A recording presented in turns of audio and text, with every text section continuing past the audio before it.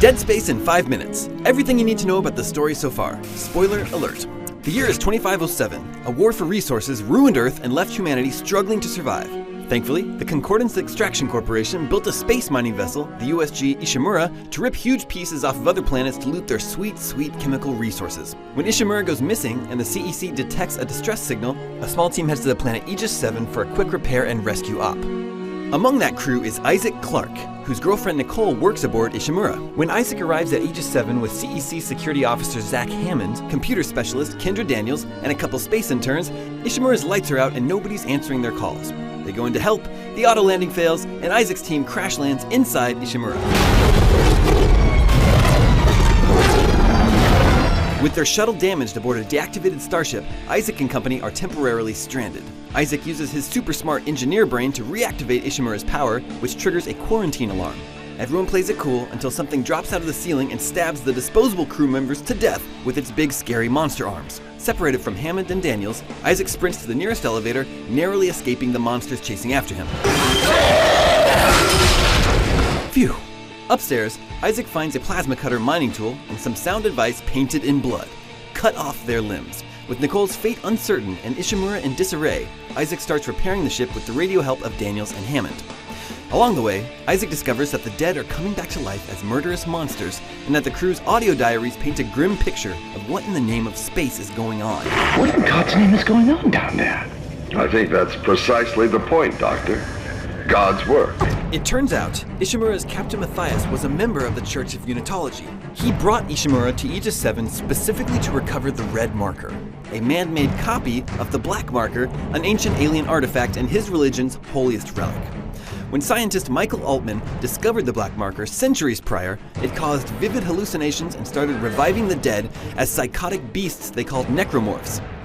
Altman sank it in the ocean to protect humanity, but eventually became a holy figure and martyr to all Unitologists. Matthias found the red marker, brought it aboard Ishimura, and created necromorphs once again. Hammond has a bit of a meltdown and decides his crew is leaving, but he's killed by a necromorph brute. With the help of an Ishimura survivor, the slightly insane Dr. Kine, Isaac loads the red marker onto an intact shuttle. Kendra Daniels promptly kills the doctor, steals the marker, and reveals herself to be a nutty Unitologist too. Nicole radios Isaac, helps him tractor beam the shuttle back, and Daniels leaves in an escape pod.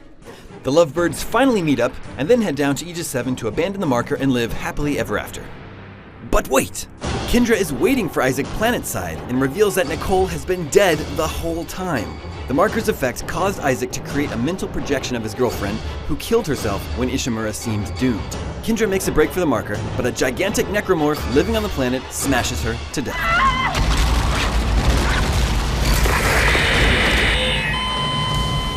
Isaac fights for his life and escapes Aegis 7 just in time for Ishimura's gravity tethers to give out, dropping its harvested piece of planet back to the surface, destroying the marker for good. As he processes Nicole's death and everything he's been through, Isaac is attacked by a freaky apparition of Nicole, and everything goes dark.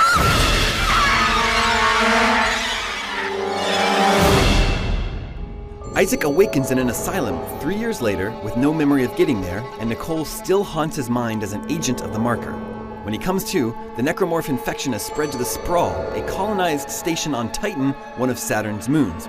After escaping containment and watching some psycho cut his own throat, Isaac makes his way to Dana Le Guin, a woman who promises to cure his dementia and protect him from Earth Government Security Director Hans Tideman, who seems to want Isaac dead. Along the way, Isaac receives weird radio calls from a dude named Nolan Strauss. He's clearly off his rocker, but when it comes to markers, he's in the know. Are the memories coming back to you? They're coming back to me. After Isaac proceeds to the top of Titan Station's elaborate Church of Unitology, Dana captures him, revealing herself to be a devout Unitologist. She's been protecting Isaac so she can harvest his brain.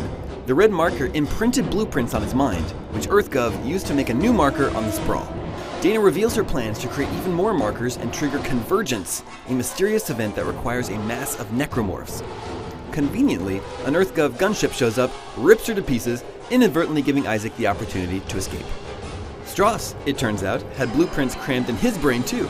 He also unwillingly helped make the marker, like Isaac. We build it, we can tear it down. Fortunately, he knows where Isaac can find and destroy it, so the two crazies head for the Sprawl's government sector. Along the way, Isaac encounters CEC pilot Ellie Langford, who reluctantly agrees to escort Strauss to the marker. To keep Isaac's team away, Tideman separates the government sector from the Sprawl by cutting Titan Station in half with a solar beam. Maybe overkill, but it works.